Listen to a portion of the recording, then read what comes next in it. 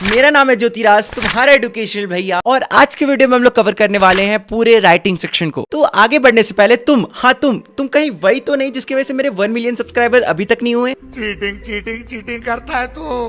क्योंकि तुमने मुझे अपने 10 अकाउंट से सब्सक्राइब नहीं कर रखा है। बता रहा हूँ, भगवान नर्क में भी जगह नहीं देगा।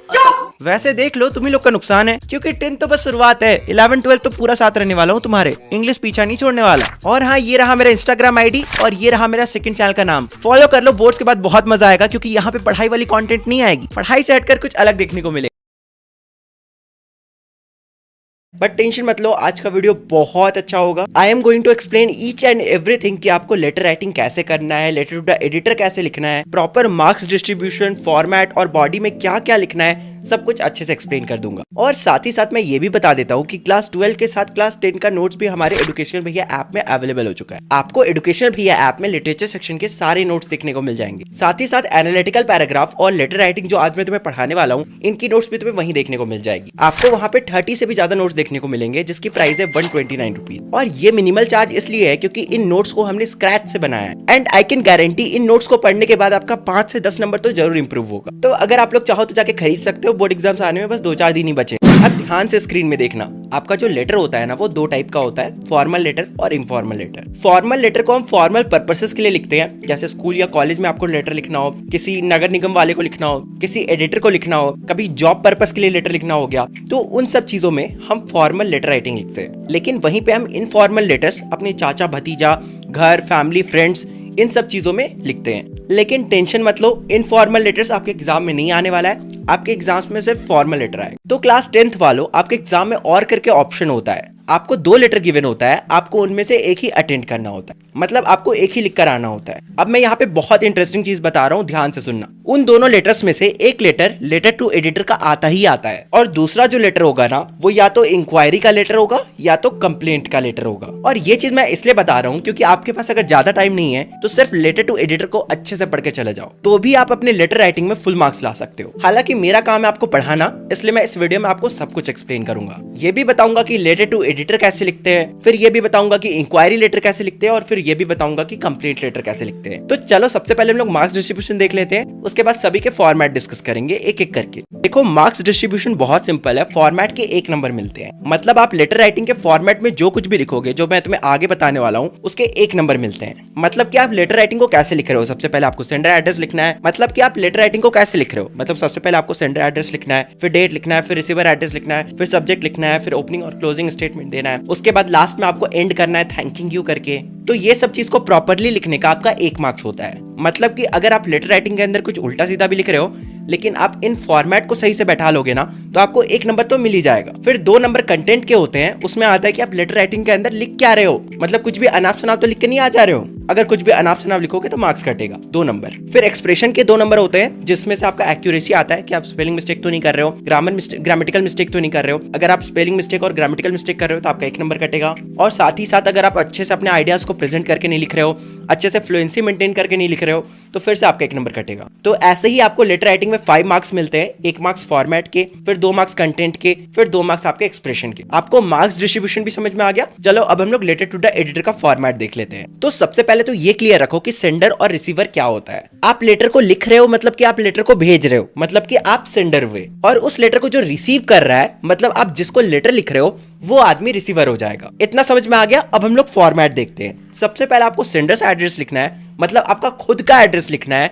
जो कि क्वेश्चन में गिवन होगा। मेरी बात को यहाँ पे ध्यान से सुनो, आपको खुद का एड्रेस लिखना है जो कि क्वेश्चन में गिवन होगा। आपको खुद का घर का एड्रेस नहीं लिखना है। अगर आप ऐसा करोगे तो आपका मार्क्स कटेगा। हमेशा क्वेश्चन को ध्यान से पढ़ा करो, आपके क्वेश्चन में आपका एड्रेस दिया होता है, साथ ही साथ आपका नाम भी दिया रहता है। आपको खुद का नाम भी नहीं लिखना पड़ता है। फॉर एग्जाम्पल ऐसे दिया रहेगा, यू आर राज / रानी, तो तुम अगर लड़के हो तो तुम राज लिख सकते हो, तुम लड़की हो तो रानी लिख सकती। फिर आगे एड्रेस भी दिया रहेगा कि you are living in Piska More, Ranchi, Jharkhand. I hope so आपको समझ में आ गया होगा। अब आपके मन में सवाल उठेगा कि अगर क्वेश्चन में आपका एड्रेस नहीं दिया हुआ है तब क्या करना है। तब आपको सीधा लिखना है एग्जामिनेशन हॉल, कॉमा देना है, और सेकंड वाले लाइन में अपना सिटी और अपना स्टेट का नाम और अपना पिन कोड लिख देना, बस बात खत्म। आई होप सो आपको समझ में आ गया होगा कि आपको सेंडर एड्रेस कैसे लिखना है। अगर क्वेश्चन में गिवन है तो क्वेश्चन वाला सेंडर एड्रेस लिख देना, क्वेश्चन में गिवन नहीं होगा तो एग्जामिनेशन हॉल लिख देना। उसके बाद एक लाइन छोड़ना है और डेट लिखना है। यहाँ पे बहुत सारे बच्चे गलती करते हैं, डेट को शॉर्ट फॉर्म में लिख देते हैं। फॉर एग्जाम्पल 22 FEB या फिर 26 FEB। ऐसा नहीं करना है, आपको प्रॉपर एक्सटेंडेड फॉर्म में लिखना है, 22 फरवरी 2024 या 26 फरवरी 2024। समझ में आ गया कि डेट कैसे लिखना है। इसके बाद आपको फिर से एक लाइन छोड़ना है। अब यहाँ पे सबसे पहले आपको रिसीवर नेम, डेजिग्नेशन और उसका एड्रेस लिखना है। अब ये चीज भी आपके क्वेश्चन में गिवन होगा कि रिसीवर का नाम क्या है या फिर डेजिग्नेशन क्या है और उसका एड्रेस क्या है। इसका सवाल ही नहीं उठता कि ये आपके क्वेश्चन में गिवन ना हो। इसके बाद आपको फिर से एक लाइन छोड़ना है और सब्जेक्ट लिखना है। सब्जेक्ट का मतलब आपका लेटर किस टॉपिक पे है। जो भी टॉपिक होगा वो आपको यहाँ पे लिख देना है। डरो नहीं, मैं तुम्हें एग्जांपल दिखाऊंगा, तुम्हें अच्छे समझ में आ जाएगा। इसके बाद फिर से एक लाइन छोड़ना है और फिर सैल्यूटेशन वाला पार्ट लिखना है। अगर तुम मेल को लिख रहे हो तो सर हो जाएगा, अगर तुम किसी फीमेल को लिख रहे हो तो मैम हो जाएगा। यहाँ पे डियर सर या डियर मैम लिखने की कोशिश मत करना, ये फॉर्मल लेटर राइटिंग है, तो या तो सर लिखना या तो मैम लिखना काफी है। सिर्फ सर भी लिखोगे तब भी चलेगा, सिर्फ मैम भी लिखोगे तब भी चलेगा। उसके बाद एक छोटा सा कॉमा देना है और फिर एक लाइन छोड़ना है और यहां से तुम्हें बॉडी वाला पार्ट लिखना स्टार्ट करना। अब क्योंकि ये 5 मार्क्स का आता है तो आपको इसके बॉडी वाले पार्ट में मिनिमम 3 पैराग्राफ इंक्लूड करना है। एक पैराग्राफ इंट्रोडक्शन होगा, एक मिडिल पार्ट होगा और एक कंक्लूजन होगा। वो मैं तुम्हें अगले पेज में बताता हूँ, ठीक है। लेकिन डरने की कोई बात नहीं है, मैं तुम्हें प्रॉपरली बताऊंगा कि लेटर टू द एडिटर के तीनों पैराग्राफ में क्या क्या लिखना है। सेम टू सेम छाप के आ जाना, तुम्हें पूरे के पूरे मार्क्स मिल जाएंगे। क्योंकि लेटर टू एडिटर बहुत ज्यादा इंपॉर्टेंट है, इसलिए मैं इसे डिटेल में बता रहा हूँ। जल्दी से फॉर्मेट को खत्म करते हैं, फिर अगले पेज में मैं तुम्हें बॉडी वाला पार्ट बताता हूँ। इसके बाद आपको फिर से एक लाइन छोड़ना है और लिखना है थैंकिंग यू, योर्स फेथफुली या फिर योर्स सिंसियरली, आपको जो अच्छा लगे आप वो लिख सकते हो। और फिर उसके जस्ट नीचे सेंडर्स नेम, मतलब कि आपका नाम जो कि क्वेश्चन में गिवन होगा। और अगर बाई चांस आपके क्वेश्चन में आपका नाम नहीं गिवन होता है तो आप XYZ लिख देना, आपको अपना असली नाम लिखने की कोई जरूरत नहीं है। इसको हम लोग बोलते हैं कॉम्प्लीमेंट्री क्लोजर। ये जो आपने 3 लाइन में लिखा थैंकिंग यू, योर्स फेथफुली या फिर योर्स सिंसियरली और उसके नीचे अपना नाम, इसको हम लोग बोलते हैं कॉम्प्लीमेंट्री क्लोजर। सो बेसिकली यही फॉर्मेट होता है फॉर्मल लेटर का। आपको आपके सभी फॉर्मल लेटर्स में सेम फॉर्मेट फॉलो करना है, बस सबकी बॉडी डिफरेंट होगी। लेटर टू एडिटर का बॉडी अलग होगा, इंक्वायरी लेटर का अलग बॉडी होगा और कंप्लेंट लेटर का अलग बॉडी होगा। हम लोग सब देखेंगे, एक एक करके देखते जाओ। सबसे पहले हम लोग लेटर टू एडिटर देखते हैं, क्योंकि ये सबसे ज्यादा इंपॉर्टेंट होता है और ये आपके एग्जाम्स में तो आएगा ही आएगा। तो लेटर टू एडिटर का जो बॉडी होता है उसके इंट्रोडक्शन में आपको लिखना है I am writing to you in order to bring the attention of the concerned authority towards, और फिर टूवर्ड्स के बाद आपके क्वेश्चन में जो भी प्रॉब्लम दिया हुआ होगा ना उस प्रॉब्लम को वहां पे लिख देना। सपोज साउंड पॉल्यूशन का प्रॉब्लम है तो वो वहां पे लिख सकते हो, सैनिटरी लीकेज का प्रॉब्लम है तो वो भी आप वहां पे लिख सकते हो। बेसिकली आपके क्वेश्चन में जो भी प्रॉब्लम दिया होगा वो वहां पे लिख देना और ऐसे आपका इंट्रोडक्शन वाला पैराग्राफ कंप्लीट होता है। इसके अलावा कुछ लिखने की जरूरत नहीं है। ये इंट्रोडक्शन तुम लेटर टू एडिटर के सारे क्वेश्चन में घुसा सकते हो। ये एक तरह से मैजिक लाइन है जिसे तुम हर जगह यूज कर सकते हो। इसके बाद सेकंड पैराग्राफ में, मतलब मिडिल पैराग्राफ में, तुम्हें मेन रीजन ऑफ प्रॉब्लम लिखना है। सपोज वाटर पॉल्यूशन हो रहा है तो उसका रीजन क्या है, आपके लोकेलिटी में इतना वाटर पॉल्यूशन क्यों हो रहा है और इससे लोग कैसे इफेक्ट हो रहे हैं, लोगों का लाइफ कैसे इफेक्ट हो रहा है, और इससे लोग कैसे इफेक्ट हो रहे हैं, लोगों का लाइफ कैसे इफेक्ट हो रहा है। मतलब बेसिकली आप लिख सकते हो कि इससे बहुत ज्यादा डिजीजेस फैल रहा है, बहुत सारे लोगों को हेल्थ प्रॉब्लम्स हो रहे हैं, लोग धीरे धीरे करके लोकेलिटी खाली करके जा रहे हैं, कोई भी यहाँ पे रहना नहीं चाहता है, रेंट का प्रॉब्लम हो गया है, हम यहाँ पे रेंट नहीं लगा पा रहे, कोई यहाँ पे आके रहना नहीं चाहता है, और भी बहुत तरह के प्रॉब्लम्स तुम डिस्कस कर सकते हो जो भी तुम्हारे दिमाग में आता है। साथ ही साथ तुम इसी पैराग्राफ में सॉल्यूशन के बारे में भी बात कर सकते हो कि अगर वाटर पॉल्यूशन हो रहा है हमारी सोसाइटी में, हमारा सोसाइटी का पानी इतना ज्यादा गंदा हो रहा है तो इसका सॉल्यूशन क्या है, हम इसे अच्छा कैसे कर सकते हैं। तुम ये भी बता सकते हो कि गवर्नमेंट को क्या क्या स्टेप लेना चाहिए, तुम्हारे लोकेलिटी के सारे लोगों को साथ आकर क्या करना चाहिए, मतलब तुम्हारे लोकेलिटी के लोगों को क्या क्या स्टेप लेना चाहिए। फिर जो मीडिया वाले होते हैं, न्यूज़पेपर वाले होते हैं, टेलीविजन वाले होते हैं, उनको क्या स्टेप लेना चाहिए। यही कि वो अवेयरनेस फैला सकते हैं, ये वो कर सकते हैं, वो सारी बातें तुम यहाँ पे डिस्कस कर सकते हो। एंड मेक श्योर ये जो आपका मिडिल वाला पैराग्राफ हो ये बड़ा हो। कोशिश करना आपका मिडिल वाला पैराग्राफ 8 से 10 लाइन का तो होना ही चाहिए। इसके बाद हम आते हैं हमारे कंक्लूजन वाले पैराग्राफ में। अगर तुम यही वाला सेम टू सेम लाइन छाप दोगे तुम्हारा कंक्लूजन वाला पैराग्राफ हो जाएगा। तुम्हें कुछ और पढ़ने की या याद करने की जरूरत नहीं है। तुम्हें कंक्लूजन वाले पैराग्राफ में लिखना है Through the columns of your reputed newspaper, I request the concerned authorities to look into the problem and I also expect my letter to find suitable place in your newspaper. मतलब मैं इतना तो उम्मीद कर ही सकता हूँ कि ये जो लेटर मैं आपको लिख के भेज रहा हूँ या बस पढ़ के फेक नहीं देंगे, आप इस प्रॉब्लम को अपने न्यूज़पेपर में अच्छे से एक जगह देंगे और इस प्रॉब्लम के बारे में डिस्कस करेंगे। सो बेसिकली तुम लेटर टू एडिटर को बिल्कुल इसी फॉर्मेट में लिख सकते हो। मैंने तुम्हें प्रॉपरली बता दिया कि इंट्रोडक्शन में क्या लिखना है, मिडिल पैराग्राफ में क्या लिखना है और कंक्लूजन में क्या लिखना है। अब जल्दी से हम लोग लेटर टू एडिटर का एक एग्जांपल देख लेते हैं ताकि तुम्हारे मन में जो भी डाउट्स है वो क्लियर हो जाए। तुम्हारा क्वेश्चन है you are Raman studying in public school of Mumbai, the road leading to your school is full of potholes and also congested. Most of the working class people are staying in this locality. They are very often stuck in traffic jams. The government has not taken any action till now for road construction. Write a letter to editor of Times of India drawing the attention of the government to the issue faced by the people, requesting them for road construction. बहुत ही easy सा question है। तुम रमन हो, public school of Mumbai में पढ़ते हो और तुम जिस रास्ते से होकर स्कूल जाते हो ना, उस रास्ते में बहुत पॉट होल्स है, मतलब बहुत गड्ढे हैं और वो रास्ता बहुत छोटा भी है, बहुत कंजस्टेड भी है। इसलिए क्या होता है ना, वहां से ट्रैवल करने में तुम्हें बहुत ज्यादा प्रॉब्लम होता है। जो लोकेलिटी में लोग रहते हैं उनको भी बहुत दिक्कत झेलनी पड़ती है। वो जब भी उस रोड से जाते हैं तो बार बार ट्रैफिक जैम्स हो जाता है और गवर्नमेंट भी कोई एक्शन नहीं ले रही है। अभी तक रोड कंस्ट्रक्शन भी स्टार्ट नहीं हुआ है, जबकि रोड इतना ज्यादा खराब हो चुका है। तो इसलिए तुम्हें टाइम्स ऑफ इंडिया के एडिटर को एक लेटर लिखना है ताकि वो इस चीज को अपने न्यूज़पेपर में हाईलाइट करे और ये बात गवर्नमेंट तक पहुंचे और जो गवर्नमेंट है वो जल्दी से एक्शन ले। अब जल्दी से हम लोग इसका सॉल्यूशन देख लेते हैं कि कैसे लेटर लिखा गया है। बहुत सिंपल है। तुम्हारे क्वेश्चन में तुम्हारा खुद का एड्रेस मतलब सेंटर का एड्रेस दिया हुआ, तो इसलिए यहाँ पे लिख दिया गया है पब्लिक स्कूल गांधीनगर मुंबई। तुम ध्यान से क्वेश्चन देखोगे तो वहां पे गांधीनगर नहीं दिया गया था, लेकिन वहां पे पब्लिक स्कूल ऑफ मुंबई लिखा हुआ। तो इसलिए तुम इतना दिमाग लगाकर सोच सकते हो कि मुंबई है तो मुंबई का कोई भी एक जगह का नाम लिख दिए या खुद से बनाकर कोई नाम लिख दिए। तो वैसे यहाँ पे गांधीनगर लगा दिया गया है। तो यही तुम्हारा सेंटर एड्रेस हो जाएगा, पब्लिक स्कूल गांधीनगर मुंबई। उसके बाद एक लाइन छोड़कर डेट लिखना है प्रॉपर एक्सटेंडेड फॉर्म में। फिर एक लाइन छोड़कर रिसीवर नेम, रिसीवर कौन है, द एडिटर। कहाँ का एडिटर है, द टाइम्स ऑफ इंडिया, तो उसके जस्ट नीचे लिखोगे द टाइम्स ऑफ इंडिया। और फिर थर्ड लाइन रिसीवर का एड्रेस। अब यहाँ पे तुम्हें एड्रेस एकदम डिटेल में नहीं लिखना है, बस रिसीवर का सिटी का नाम लिख देना है। तो यहाँ पे क्या लिखा गया है, मुंबई। तो ऐसे ही तुम रिसीवर एड्रेस लिख सकते हो। अब फिर यहाँ पे एक लाइन छोड़कर सब्जेक्ट लिखना है। सब्जेक्ट में हम लोग क्या लिखते हैं, जो तुम्हारा मेन पर्पस है हम उसे वहां पे लिखते हैं। तो तुम्हारा मेन टॉपिक क्या है, तुम्हारा मेन पर्पस क्या है, तुम्हें कंस्ट्रक्शन ऑफ रोड करवाना है। तो वैसे ही यहाँ पे तुम लिख दोगे कंस्ट्रक्शन ऑफ रोड इन गांधीनगर। बस सब्जेक्ट छोटा सा ही होना चाहिए, बहुत बड़ा सब्जेक्ट मत लिखना।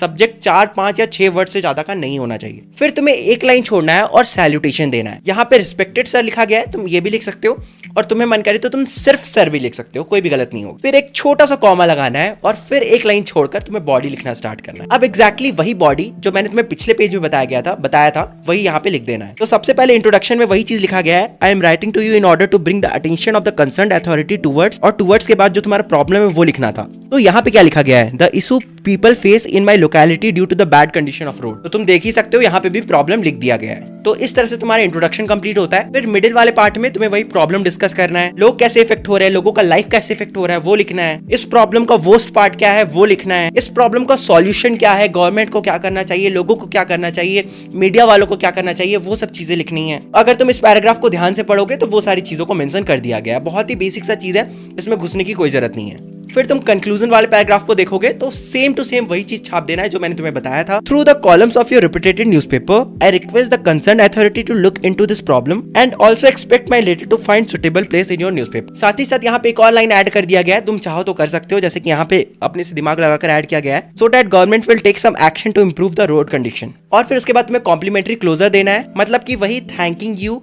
योर्स फेथफुली या फिर योर्स सिंसियरली, उसके बाद तुम्हारा नाम। अब क्योंकि तुम्हारे क्वेश्चन में यहाँ पे नाम गिवन था रमन, तो यहाँ पे रमन लिख दिया गया है। तो इस तरह से तुम लेटर टू एडिटर लिख सकते हो। आई होप सो तुम्हें अच्छे समझ में आ गया होगा। और अब तुम्हारे एग्जाम में कैसा भी लेटर टू एडिटर का क्वेश्चन आएगा तुम लोग कर लोगे। थोड़ा सा प्रेजेंस ऑफ माइंड रखोगे तुम आराम से 5 ला सकते हो। बहुत ईजी होता है, कोशिश करना ग्रामेटिकल मिस्टेक कम करने की बस। अब हम लोग कंप्लेंट लेटर और इंक्वायरी लेटर को जल्दी से देख लेते हैं, उसमें ज्यादा डिस्कशन नहीं करेंगे। तो सबसे पहले हम लोग ये जान लेते हैं कि हम लोग इंक्वायरी लेटर्स लिखते क्यों हैं। हम लोग इंक्वायरी लेटर्स तब लिखते हैं जब हमें किसी चीज के बारे में इंक्वायरी करनी होती है, मतलब किसी चीज के बारे में पता करना होता है। और तुम्हें पता है इसलिए इंक्वायरी लेटर्स के बहुत सारे कॉमन एग्जांपल्स होते हैं। मतलब कि जो तुम्हारा इंक्वायरी लेटर्स आता है वो यूजुअली इन्हीं एग्जांपल्स पे आता है। जैसे कि तुम्हारा लेटर आ सकता है किसी क्लास या किसी कोर्स के बारे में पता करने के लिए, मतलब इंक्वायरी करने के लिए, या फिर कोई पब्लिक या प्राइवेट स्कीम के बारे में पता करने के लिए, या तो तुम अगर घूमने का प्लान बना रहे हो तो टूरिज्म कंपनी के बारे में पता करने के लिए, या अगर तुम्हें कुछ बल्क में खरीदना है तो उसके लिए भी इंक्वायरी कर सकते हो। और बेसिकली जो तुम्हारे इंक्वायरी के लेटर्स होते हैं ना वो इन्हीं एग्जांपल्स पे आते हैं। चलो एक एग्जांपल देख लेते हैं, उसी में हम फॉर्मेट भी देख लेंगे। यू आर मिसेस/मिस्टर गुप्ता, मतलब अगर तुम लड़के हो तो मिस्टर गुप्ता लिखोगे, अगर तुम लड़की हो तो मिसेस गुप्ता लिखोगी। आगे क्वेश्चन में बोला जा रहा है your son is a student of class 12 and he want to pursue in mass communication. Write a letter in 120 to 150 words to the dean institute of mass communication, university of Delhi, seeking information about the course admission procedure, eligibility criteria, fee structure, hostel facility, placement opportunities, etc। बहुत easy सा question है। तुम mister Gupta हो, अगर तुम लड़की हो तो तुम मिसेस गुप्ता हो। तुम्हारा एक बेटा है जो कि क्लास 12 में है और आगे चल के वो मास कम्युनिकेशन परस्यू करना चाहता है। बेसिकली मास कम्युनिकेशन भी एक तरह का कोर्स होता है, बेसिकली एक डिग्री होता है जिस तरह से डॉक्टर, इंजीनियर वगैरह होता है। तो इसलिए एज अ गुड पेरेंट्स तुम्हें डीन को एक लेटर लिखना है। और ये डीन कहाँ की है? Institute of mass communication, university of Delhi की। और उस लेटर में तुम्हें क्या क्या लिखना है? उस लेटर में तुम्हें कोर्स के बारे में पता करना है, एडमिशन प्रोसीजर के बारे में पता करना है, एलिजिबिलिटी क्राइटेरिया के बारे में पता करना है, fees structure, hostel facilities, placement opportunities, ये सब के बारे में पता करना है। ऑलमोस्ट हर चीज तुम्हारे क्वेश्चन में गिवन है। अब फटाफट हम लोग इसका सॉल्यूशन देख लेते हैं। सबसे पहले तुम्हें लिखना है सेंडर्स एड्रेस, लेकिन अगर तुम क्वेश्चन पे ध्यान से नजर डालोगे तो कहीं पे भी सेंडर्स एड्रेस नहीं दिया हुआ है। इस केस में मैंने तुम्हें बताया था कि सीधा लिख के आ जाना एग्जामिनेशन हॉल, अपने सिटी और स्टेट का नाम और बगल में पिन कोड डाल देना। तुम्हारा सेंडर एड्रेस एकदम परफेक्ट हो जाएगा, कोई नंबर नहीं काटेगा। वैसे ही यहाँ पे किया गया एग्जामिनेशन हॉल रांची झारखंड 834005। अगर क्वेश्चन में एड्रेस दिया रहता तो तुम एड्रेस लिख सकते थे। फिर एक लाइन छोड़कर डेट लिखना एक्सपैंडेड फॉर्म में, जिस दिन तुम लेटर लिख रहे हो उस दिन का डेट डाल देना, वो भी एकदम फुल फॉर्म में। उसके बाद फिर से एक लाइन छोड़ना और उसके बाद तुम्हें क्या लिखना होता है? रिसीवर नेम, डेजिग्नेशन और उसका एड्रेस। तो क्या यहाँ पे दिया गया है? तो हाँ, यहाँ पे दिया गया है। रिसीवर कौन है तुम्हारा? डीन है रिसीवर। तुम्हें डीन को लेटर लिख रहे हो ना, और वो डीन कहाँ की है? Institute of mass communication, university of Delhi. उसके बाद सिटी का नाम जरूर डाल देना, वरना तुम्हारा गलती से गलत हो जाएगा। वैसे ही यहाँ पे भी सिटी डाल दिया गया है, न्यू दिल्ली। ऑब्वियसली अगर कॉलेज दिल्ली में है तो सिटी तो न्यू दिल्ली ही होगा। इसके बाद फिर से एक लाइन छोड़ना और सब्जेक्ट लिखना है। सब्जेक्ट में तुम मेन टॉपिक, मेन हेडिंग लिखते हो कि किस बारे में तुम्हें लिखना है। वैसे ही यहाँ पे सब्जेक्ट लिखा गया है inquiry for course in bachelor of mass communication. फिर एक लाइन छोड़ना है और उसके बाद तुम्हें सैल्यूटेशन देना है, सर या मैम। जहां तक मैं देख पा रहा हूँ यहाँ पे गिवन नहीं है कि जो तुम्हारा डीन है वो मेल है या फीमेल है। तुम सर भी लिख सकते हो, मैम भी लिख सकते हो। उसके बाद कॉमा देना है और फिर एक लाइन छोड़ना है और फिर तुम्हें बॉडी लिखना स्टार्ट करना है। यहाँ पे तुम्हें same to same letter to editor की बॉडी छापने की कोई जरूरत नहीं है। यहाँ पे तुम खुद से इंट्रोडक्शन और कंक्लूजन दे सकते हो। जैसे अगर तुम ये वाला लेटर देखोगे तो ये लेटर बहुत ही ज्यादा सिंपल है। डायरेक्टली स्टार्ट किया गया है, आई एम मिस्टर गुप्ता। मैं लड़का हूँ तो मैं मिस्टर गुप्ता ही बोल रहा हूँ। My son is studying in class 12 and he want to pursue mass communication, so I am writing to you to inquiry about the said course, kindly give me the following details. अब इसके बाद तुम्हारे question में जो जो चीज बोला गया था, जो जो चीज पूछने बोला गया था, वो सब चीज मेंशन कर दे। जैसे कि I want to know about the course content, और साथ ही साथ तुम लोग दिमाग लगाकर कुछ पर्टिकुलर एक्स्ट्रा चीजें भी पूछ सकते हो जो चीज रिलेटेबल हो। ये तो नहीं पूछोगे ना, ओए डीन तुम्हारे बीबी बच्चे कैसे हैं? ऑब्वियसली गलत हो जाएगा। देखते हैं यहाँ पे क्या क्या मेंशन है। I want to know about the course content, course duration, fee structure, eligibility criteria, admission procedure for mass communication, also information on hostel availability will be required. Also I want to know about the placement opportunities that will be available to my son once he complete the course. कि मुझे ये भी बताओ कि अगर मेरा बच्चा आपके इंस्टीट्यूट से पढ़ता है तो उसे प्लेसमेंट गारंटी मिलेगी कि नहीं मिलेगी। इसके बाद से तुम्हारा कंक्लूजन वाला पैराग्राफ स्टार्ट है। Kindly give any other additional information that you think is required. अगर आप कोई और भी इंफॉर्मेशन देना चाहते हो अपने कॉलेज से रिलेटेड जो हमें जाननी चाहिए आपको लगता है, तो आप वो भी दे दीजिए। Please reply with the same at the earliest so that I can make an informed decision. मैं चाहता हूँ कि जैसे ही आप इस लेटर को पढ़े अब जल्दी से जल्दी मेरा रिप्लाई कर दो, ताकि मैं भी अपना डिसीजन बना सकूं कि मुझे अपने बेटे को आपके कॉलेज में पढ़ाना है या फिर नहीं पढ़ाना है। और इस तरह से तुम्हारा इंक्वायरी का लेटर राइटिंग खत्म होता है। लेकिन मैं तुम्हें सजेस्ट करूंगा कि तुम कुछ और भी लाइंस ऐड कर देना। यहाँ पे चीजों को स्ट्रेच नहीं किया गया है, लेकिन तुम थोड़ा बहुत स्ट्रेच कर सकते हो। जैसे कि तुम एक लाइन में फीस स्ट्रक्चर के बारे में बात कर सकते हो, एक लाइन में एलिजिबिलिटी क्राइटेरिया के बारे में बात कर सकते हो, एडमिशन प्रोसीजर के बारे में एक लाइन में बात कर सकते हो। यहाँ पे सभी मेन चीजों को एक ही लाइन में घुसेड़ दिया गया है, लेकिन तुम थोड़ा बड़ा कर सकते हो। इसके बाद कुछ नहीं, तुम्हें क्लोजर देना है, thank you, your sincerely mister Gupta. अब यहाँ पे तुम बहुत इंटरेस्टिंग चीज देखोगे, यहाँ पे फोन नंबर भी मेंशन है। ऐसा क्यों? क्योंकि जब भी तुम इंक्वायरी लेटर लिखोगे तो लास्ट में फोन नंबर या फिर ईमेल आईडी दे देना। अब तुम्हें अपना एक्चुअल फोन नंबर या फिर एक्चुअल ईमेल आईडी नहीं देना, बस फर्स्ट 2 डिजिट कुछ भी लिख देना, जैसे 9181 कुछ भी लिख देना,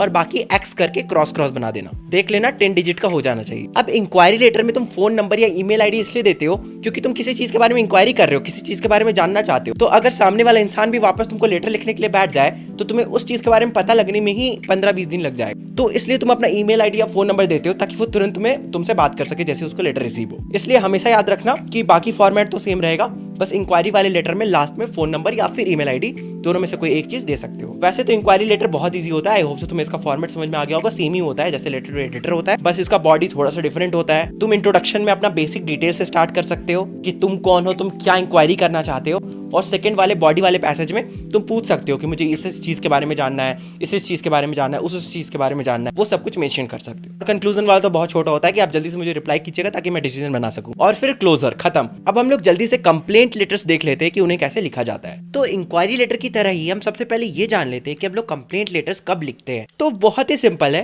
हम कंप्लेंट लेटर्स तब लिखते हैं, मतलब हम कंप्लेंट तब करते हैं ना जब हमारा कोई चीज खो जाता है। सपोज फोन खो गया है, तुम्हारा पर्स खो गया है, या मोटरसाइकिल खो गया, स्कूटी खो गया है, तब हम लिखते हैं। या फिर तुम्हें किसी चीज से अनकन्वीनियंस हो रही है, किसी चीज से प्रॉब्लम हो रही है, तब तुम कंप्लेंट लेटर्स लिखते हो। या तो किसी पर्टिकुलर ऑर्गेनाइजेशन के इंसान ने तुम्हारे साथ मिसबिहेव कर दिया, या तो किसी भी इंसान ने मिसबिहेव कर दिया, तब तुम कंप्लेंट लेटर्स लिखते हो। क्योंकि वहां का सर्विस बहुत ही ज्यादा खराब था, तब भी तुम कंप्लेंट लेटर्स लिख सकते हो। तो मेनली तुम कंप्लेंट लेटर्स इन्हीं सब रीजनों के कारण लिखते हो। अब हम लोग फटाफट एक एग्जांपल देख लेते हैं। तुम्हारा क्वेश्चन है, you are Kushal living at 123 Gaur city, Bengaluru.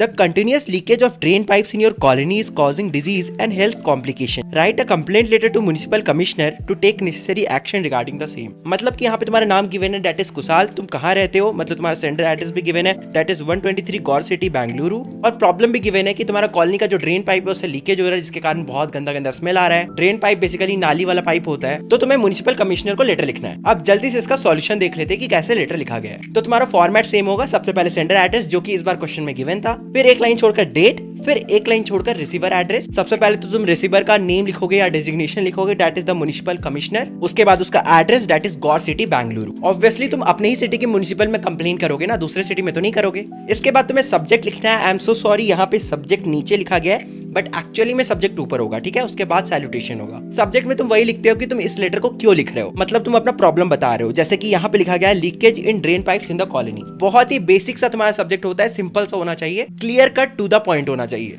कि तुम्हारा प्रॉब्लम क्या है, तुम लेटर क्यों लिख रहे हो। इसके बाद एक लाइन छोड़कर सर या फिर मैम लिख देना। या तो तुम रिस्पेक्टेड सर या फिर रिस्पेक्टेड मैम भी लिख सकते हो। यहाँ पे डियर सर लिखा हुआ है, वो गलत है। मैं पहले ही तुम्हें अवेयर कर दे रहा हूँ, डियर सर लिख के मत आना, क्योंकि फॉर्मल लेटर्स में डियर वेयर नहीं लिखा जाता है। आई डोंट नो, बहुत सारे यूट्यूबर्स बता देते हैं ऐसा लिखने, बट ऐसा नहीं लिखा जाता है। मैंने भी अपने क्लास 12 में अपने टीचर से पूछा था, उन्होंने स्ट्रिक्टली मना कर दिया था। इसके बाद कुछ नहीं, तुम्हें बॉडी लिखना है, इंट्रोडक्शन, बॉडी और कंक्लूजन वाला पार्ट। इंट्रोडक्शन वाले पार्ट में तुम अपने बारे में बताओगे और मेन जो प्रॉब्लम है वो बताओगे। फिर बॉडी वाले पार्ट में प्रॉब्लम क्यों हो रहा है, कैसे हो रहा है, इसको सॉल्व कैसे करना है, क्या क्या इन्वॉल्व करना है, लोगों को क्या करना चाहिए, मीडिया को क्या करना चाहिए, गवर्नमेंट को क्या करना चाहिए, ये सब चीजें लिखनी है। एंड फिर कंक्लूजन वाला पैराग्राफ देना। सेम टू सेम यहाँ पे भी वही चीज किया गया है। तुम सिंपली पढ़ोगे, बहुत ईजी है, तुम समझ में आ जाएगा। बिल्कुल ही सेम फॉर्मेट है। उसके बाद फिर से एक लाइन छोड़ना है बॉडी लिखने के बाद, वही तुम्हें कॉम्प्लीमेंट्री क्लोजर देना है, योर्स ट्रूली कुशाल। इसमें तुम्हें फोन नंबर देने की जरूरत नहीं है, क्योंकि ये कंप्लेंट लेटर है। फोन नंबर बस इंक्वायरी वाले में देना, या फिर ईमेल आईडी, जो भी तुम्हें देने का मन है। हेलो दोस्तों, वेलकम बैक टू एजुकेशनल भैया। सो आज की वीडियो में हम लोग पढ़ने वाले तुम्हारे एनालिटिकल पैराग्राफ को, जो कि तुम्हारे क्लास 10th में आने वाला है, यानी कि बोर्ड एग्जाम में आने वाला है। और लिटरली बहुत सारे स्टूडेंट को एनालिटिकल पैराग्राफ में अलग अलग टाइप की दिक्कत होती है, लेकिन इस वीडियो को देखने के बाद तुम्हारी सारी दिक्कत, परेशानी, कष्ट खत्म होने वाली है। क्योंकि बेसिकली हम लोग इस वीडियो में एनालिटिकल पैराग्राफ को धुआं धुआं कर देंगे, और उसके बाद तुम लोगों को कोई भी दिक्कत होने ही नहीं वाली है। और इस वीडियो के बाद तुम लोगों को कोई और वीडियो देखने की जरूरत ही नहीं है, क्योंकि इस पूरे वीडियो में हम लोग मार्क्स डिस्ट्रीब्यूशन करेंगे, जानेंगे एनालिटिकल पैराग्राफ क्या होता है। मैं तुम लोगों को कुछ कॉमन लाइंस बताऊंगा जो इंट्रो में तुम लोग लिखोगे, तो तुम लोगों का इंट्रो का पूरा टेंशन ही खत्म हो जाएगा। साथ ही में हम लोग क्वेश्चन भी डिस्कस करेंगे, यानी कि कंप्लीट पैकेज होने वाला है। यार तुम लोग सोच रहे हो कि मेरी आवाज क्यों चेंज हो गई है, यानी एजुकेशनल भैया की आवाज क्यों चेंज हो गई है, तो मैं तुम लोगों को बताना चाहूंगा कि मैं तुम्हारा आयुष भैया हूँ। एजुकेशनल भैया को थोड़ा कुछ काम आ गया, इसलिए मैं तुम लोगों को आज का वीडियो बहुत ही अच्छे से एक्सप्लेन कर दूंगा। और हाँ यार, अगर तुम लोगों को इसी तरह एनिमेटेड वे में तुम लोगों को हिंदी पढ़ना है, जो कि तुम्हारा एग्जाम आ रहा है, तो मेरे चैनल से पढ़ सकते हो। मैं इसी टाइप में एनिमेटेड एक्सप्लेनेशन के साथ तुम लोगों को हिंदी पढ़ाऊंगा। तो बिना कोई टाइम वेस्ट किए चलो शुरू करते हैं हम लोग हमारे एनालिटिकल पैराग्राफ को। तो सबसे पहले हम लोग ये समझते हैं कि एग्जैक्टली एनालिटिकल पैराग्राफ किस बला का नाम है, यानी कि एग्जैक्टली एनालिटिकल पैराग्राफ होता क्या है। What is analytical paragraph? Analytical paragraph एक डिस्क्रिप्टिव फॉर्म ऑफ राइटिंग होती है, यानी कि तुम लोगों को एक बहुत ही लंबी पैराग्राफ लिखनी पड़ती है गिवन डाटा की हेल्प से। ये जो डाटा होती है, ये तुम लोगों को पाई चार्ट, टेबल, ग्राफ या फिर कोई भी अलग तुम लोगों को एक डाटा दे दी जाएगी, और उसकी हेल्प से तुम लोगों को एक डिस्क्रिप्टिव फॉर्म ऑफ राइटिंग लिखना होगा, यानी कि 3 पैराग्राफ लिखने होंगे। बस सीधे साधे मतलब में ये समझ जाओ कि तुम लोगों को एक क्वेश्चन में एक डाटा गिवन रहेगा, उसमें तुम लोग जो भी चीजों को ऑब्जर्व करोगे उसे तुम लोगों को सिंपली लिख देना है। देख लिया कितना आसान है। अब आगे हम लोग ये समझते हैं कि एग्जैक्टली एनालिटिकल पैराग्राफ के क्या क्या फीचर्स होते हैं, यानी कि उसकी क्या क्या खासियत होते हैं। तो सबसे पहले तुम लोगों को जो भी चार्ट, डाटा, टेबल, जो भी चीज गिवन है उसमें जो भी चीज तुम लोग ऑब्जर्व कर रहे हैं उसे तुम लोगों को डिस्क्राइब करना होता है। एनालिटिकल पैराग्राफ तुम्हारा ब्रीफ और कॉम्प्रिहेंसिव होना चाहिए, यानी कि तुम लोगों को बहुत ज्यादा एलाबरेट नहीं करना है तुम्हारे एनालिटिकल पैराग्राफ को, और टू द पॉइंट बात करनी है। और तुम लोगों को एक चीज और याद रखना है कि तुम्हारे डाटा जो भी गिवन होती है, पर्टिकुलर डाटा गिवन होती है, उससे तुम लोगों को कोशिश करना है कि ज्यादा से ज्यादा या फिर सारी डाटा को अपने वर्ड्स में लिख पाओ। एनालिटिकल पैराग्राफ में तुम लोगों को सारे फैक्ट्स को इंक्लूड करना पड़ता है। फॉर एग्जाम्पल, किसी दिन रोड एक्सीडेंट बहुत ज्यादा पीक होती है तो उस दिन का तुम लोगों को डाटा मेंशन करना होगा, और किसी दिन बहुत ज्यादा डिप होती है तो ये दो चीजें तुम लोगों को मेंशन करना होगा, और किसी दिन एक भी एक्सीडेंट नहीं होता है तो ये तीन चीज तुम लोगों को मेंशन करना होगा। यानी कि जो मेन फैक्ट्स होते हैं कोई भी डाटा के, उन्हें तुम लोगों को गलती से भी मिस नहीं करना है, क्योंकि जो एग्जामिनर होता है ये इन सब चीजों को फोकस करेगा और उसके अकॉर्डिंग ही तुम्हें मार्क्स देगा। नेक्स्ट पॉइंट है तुम्हारा कि तुम लोगों को अपने एनालिटिकल पैराग्राफ को बहुत ही ज्यादा सिंपल रखना और इजी लैंग्वेज में रखना है, यानी कि तुम लोगों को ज्यादा डिफिकल्ट वर्ड्स यूज नहीं करना है, क्योंकि एग्जामिनर बस तुम लोगों को जज करेगा कि तुम लोग एक गिवन पिक्चर को देख के, एक डाटा को देख के क्या लिख सकते हो। इसलिए ज्यादा तुम लोग लोड मत लेना और टफ वर्ड्स तो बिल्कुल भी मत लिखना, बस तुम्हारे वर्ड्स में क्लैरिटी होनी चाहिए। हमारा नेक्स्ट पॉइंट है कि तुम्हारे एनालिटिकल पैराग्राफ में, पूरे पैराग्राफ में, यानी कि 3 पैराग्राफ जो तुम लोग लिखने वाले हो उसमें सेम टेंस का यूज होना चाहिए। पूरे पैराग्राफ में तुम लोगों को ये नहीं है कि पास्ट में लिख रहे हो तो फिर प्रेजेंट में आ गया, फिर फ्यूचर में आ गया, ये गलती मत करना। एक टेंस को पकड़ के रखना, यानी कि प्रेजेंट टेंस को पकड़ के रखना और उसी के अकॉर्डिंग तुम लोग लिखते जाना, या फिर पास्ट में लिख रहे हो तो पास्ट टेंस में फॉलो करना। हमारा नेक्स्ट पॉइंट बहुत ज्यादा इंपॉर्टेंट है। नेक्स्ट पॉइंट ये है कि तुम लोगों को कभी भी एनालिटिकल पैराग्राफ में अपने मन से डाटा इंक्लूड नहीं करना है। जो डाटा गिवन है तुम्हारे क्वेश्चन में वही सब डाटा तुम लोगों को ऐड करना है। अपने डाटा को, अपने व्यूज को अगर ऐड करते हो तुम लोग आंसर में तो तुम्हारे मार्क्स भी डिडक्ट हो सकते हैं। तो एनालिटिकल पैराग्राफ को लिखते समय तुम ये सारी चीजों को याद रखना, इन सारी फीचर्स को याद रखना, और ये गलती जो मैंने बताई उसे मत करना। तो अब हम लोग आगे सीबीएसई की लेटेस्ट मार्क्स डिस्ट्रीब्यूशन को देख लेते हैं, ताकि तुम लोगों को कहीं पे गलती ना हो एंड तुम लोगों को क्लियर आइडिया मिल जाए कि किस चीज का कितना मार्क्स डिस्ट्रीब्यूशन है एनालिटिकल पैराग्राफ में। तो सबसे पहले तो तुम्हारा जो एनालिटिकल पैराग्राफ है उसमें कंटेंट 2 मार्क्स कैरी करेगा, organisation of ideas 2 marks carry करेगा और एक्यूरेसी 1 मार्क्स कैरी करेगा।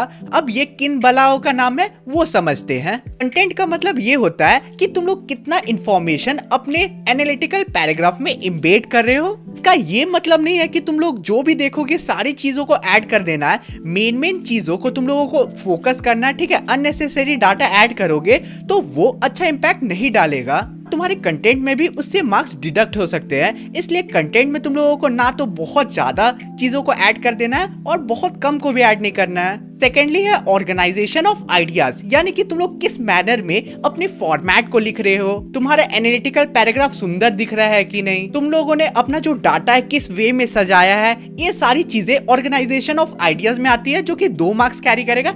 एक्यूरेसी अब क्या होता है, मेनली एक्यूरेसी में ही स्टूडेंट का बहुत ज्यादा मार्क्स डिडक्ट होता है। मेनली एक्यूरेसी में ही बहुत सारे स्टूडेंट का 1 मार्क्स डिडक्ट होता है, ठीक है। एक्यूरेसी में बेसिकली जो एग्जामिनर होगा, जो तुम्हारे कॉपी चेक कर रहा है, वो तुम्हारे full stop, grammatical mistake, comma, इन सारी चीजों को पकड़ता है एंड 1 मार्क्स तुरंत ही काट देता है। अब इस चीज में तुम लोग कैसे अच्छे हो सकते हो कि एक्यूरेसी में तुम लोगों को फुल मार्क्स मिले, तो याद रखना इसका बस एक इलाज है कि तुम लोग ज्यादा से ज्यादा एनालिटिकल पैराग्राफ लिख के ट्राई करो। ज्यादा क्वेश्चन को प्रैक्टिस करोगे तो तुम्हारा एक्यूरेसी और ज्यादा अच्छा होगा। वीडियो में आगे बढ़ने से पहले मैं तुम्हारे लिए लेकर आया हूँ ओसवाल के सैंपल पेपर बुक्स को। तो जैसा कि तुम्हारा एग्जाम धीरे धीरे करके बहुत ज्यादा पास आते जा रहा है, ऐसे में तुम लोगों को एक ऐसी बुक की जरूरत होगी जिसमें सारे सब्जेक्ट के सैंपल पेपर अवेलेबल होंगे। तो ये बिल्कुल ऐसा ही बुक है।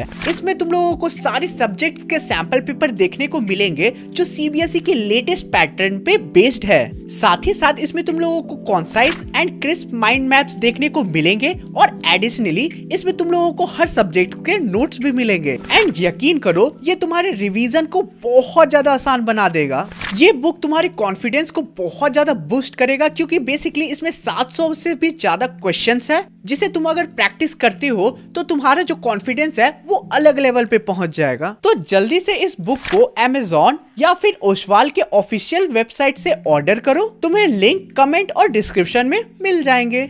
अब हम लोग ये जान लेते हैं कि तुम्हारे एनालिटिकल पैराग्राफ का आखिर फॉर्मेट क्या है। चलो फॉर्मेट के सेक्शन में चलते हैं। तो फॉर्मेट बेसिकली तुम्हारे एनालिटिकल पैराग्राफ का 3 पार्ट्स में सब डिवाइडेड है।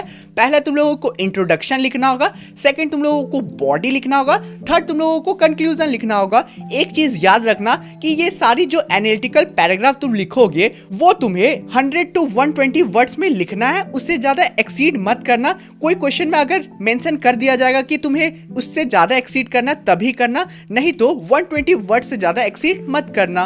अब हम लोग ये जानते हैं कि तुम लोग इंट्रोडक्शन, बॉडी और कंक्लूजन में क्या क्या लिखने वाले हो। तो इंट्रोडक्शन में तुम लोग ज्यादा टेंशन मत लेना, मैं तुम लोगों को कॉमन लाइंस दे दूंगा, उन्हें फॉलो करके तुम लोग इंट्रोडक्शन लिख लोगे आराम से और अपने थोड़ा दिमाग को यूज करके 1-2 लाइन उसमें इंक्लूड कर देना।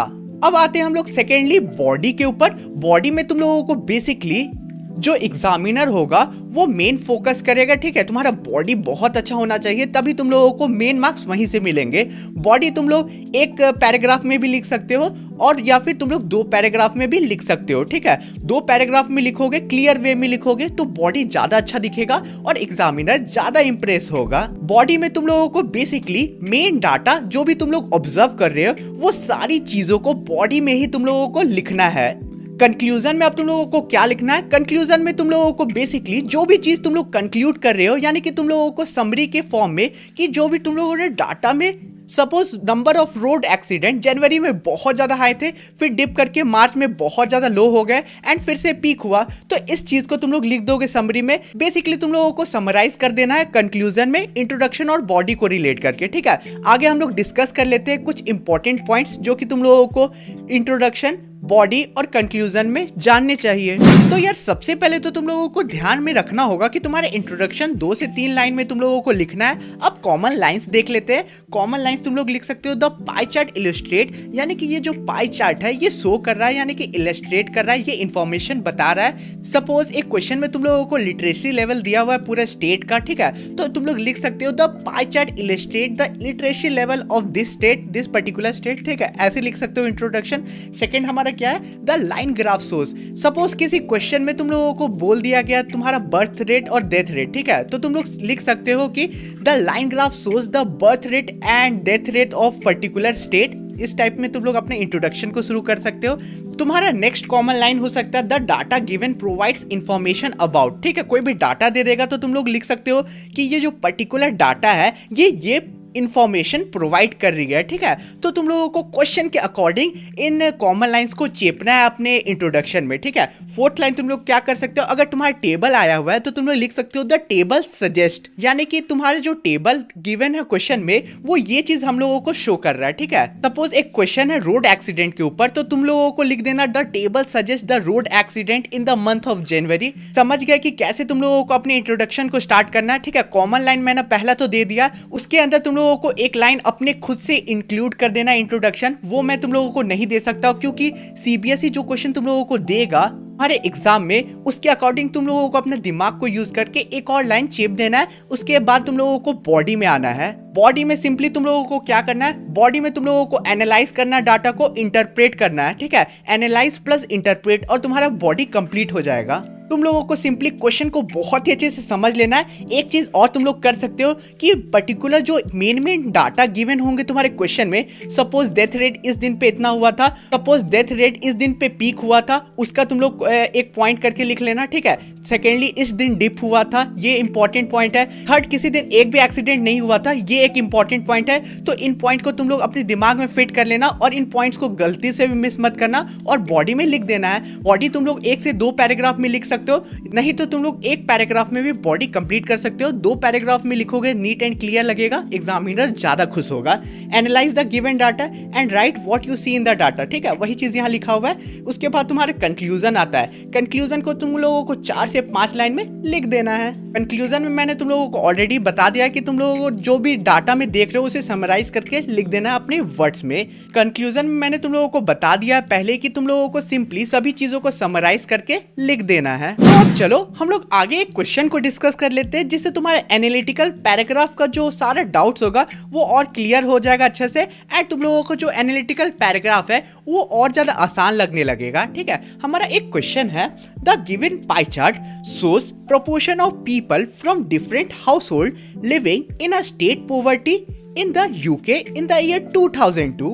Write an analytical paragraph based upon the information provided in about 100 to 120 words। तो हमें बेसिकली एक पाई चार्ट दे दिया गया है जो तुम्हारे स्क्रीन पे है, और इस पाई चार्ट में हम लोगों को शो कर रहा है डिफरेंट प्रोपोर्शन के लोगों के बारे में जो कि पॉवर्टी लाइन में है, यानी कि अलग अलग प्रोपोर्शन के लोग कितना ज्यादा पॉवर्टी में है वो हम लोगों को ये पाई चार्ट शो कर रहा है। और स्टेट कौन सा है, बेसिकली ये हमें यूके का पाई चार्ट शो कर रहा है और हमारा टाइम होगा 2002। तो इस पाई चार्ट को समझते हैं, ठीक है। सबसे पहले सिंगल एज्ड पर्सन, यानी कि ऐसे लोग जो सिंगल है और बूढ़े हो चुके हैं, उनका परसेंटेज है 7%, यानी कि ये लोग गरीब है। सेकेंड है हमारा एजेड कपल, यानी कि ऐसे कपल जो बूढ़े हो चुके हैं, ये कितना ज्यादा पॉवर्टी है, गरीब है। इस कैटेगरी में कितना ज्यादा पॉवर्टी है वो है 5%। नेक्स्ट हमारा सिंगल विदाउट चिल्ड्रन, ऐसे लोग जो सिंगल है और बिना बच्चे के है, ऐसे लोग 24% पॉवर्टी में है, यानी कि 24% गरीब है ऐसे लोग जो कि सिंगल है, यानी कि अकेले, शादी नहीं हुई है और उनके कोई बच्चे भी नहीं है। हमारा नेक्स्ट पॉइंट है कपल विदाउट चिल्ड्रन, यानी कि ऐसे लोग जिनकी शादी हो गई है और जिनके बच्चे भी नहीं है, ऐसे लोग कितना ज्यादा पॉवर्टी में है, 9%, यानी कि 9% लोग गरीब है। नेक्स्ट हमारा सोल पेरेंट्स, यानी कि ऐसे लोग जिनका डिवोर्स हो गया, वो कितना ज्यादा गरीब है, वो है 26%। तो तुम लोग समझ सकते हो कि यूके में कितना ज्यादा डिवोर्स बढ़ा हुआ है। आगे हमारा कपल विद चिल्ड्रन, यानी कि ऐसे लोग जिनकी शादी हो गई है, जिनके बच्चे हैं, ये लोग कितना ज्यादा पॉवर्टी में है, ये है 15%, यानी कि 15% कपल्स पॉवर्टी में है जिनके बच्चे भी है। नेक्स्ट हमारा ऑल हाउस होल्ड, जो कि है 14% लोग पॉवर्टी में है। अब हम लोग आंसर को डिस्कस कर लेते हैं। आई होप तुम लोगों को क्वेश्चन समझ आ गया होगा, जो पाई चार्ट पूछ रहा है वो समझ आ गया होगा। आंसर क्या है वो देखते हैं हम लोग। The given pie chart illustrates 7 different category of household living in poverty in the UK in year 2002। Simple line है, ठीक है। मैंने तुम लोगों को जो इंट्रोडक्शन में पंच लाइन दिया था, कॉमन लाइन दिया था, वो यहाँ पे यूज्ड है, तुम लोग देख सकते हो।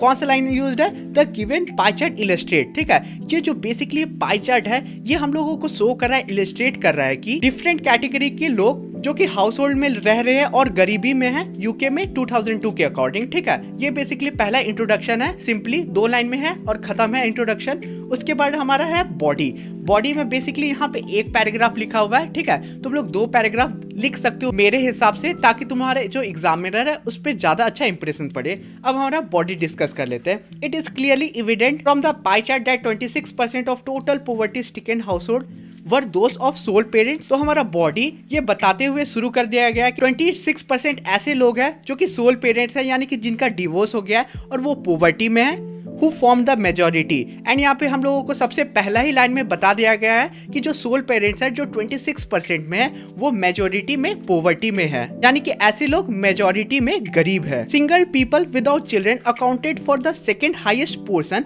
ऑफ 24%। सिंपली तुम लोगों को सेकेंड लाइन में ये बता दिया गया है कि सिंगल लोग जिनकी शादी नहीं हुई है और जिनके कोई बच्चे भी नहीं है वो सेकंड हाईएस्ट जो है वो पॉवर्टी लाइन में यानी कि गरीब है, जो कि 24% है, in contrast to couple without children who accounted for just 9%। यानी कि हम लोगों को यहाँ बता दिया गया कि ऐसे कपल जिनके कोई बच्चे नहीं है वो केवल 9% पॉवर्टी में है। Of the poor household यानी कि ऐसे कपल जिनके बच्चे हैं वो लोग 15% पॉवर्टी में है। समझ गए? यहाँ तक कोई बड़ी बात नहीं थी, एक एक करके सारे डाटा को यहाँ मेंशन कर दिया जा रहा है। ठीक है, हमारा आगे लिखा हुआ है आंसर में कि सिंगल एज्ड पर्सन फॉर्म 7%, ऐसे लोग जो सिंगल है वो 7% पॉवर्टी में, whereas aged couple form 5% of poor household, यानी कि ऐसे लोग जो बूढ़े हो चुके हैं सिंगल है वो 5% गरीबी में है। Overall 14% of all house hold in UK were living in poverty in year 2002। और यहाँ हम लोगों को फाइनली ये कंक्लूड कर दिया गया है कि ओवरऑल 14% ऐसे लोग हैं और बाकी के नॉर्मल अलग अलग लोग 14% पॉवर्टी में है।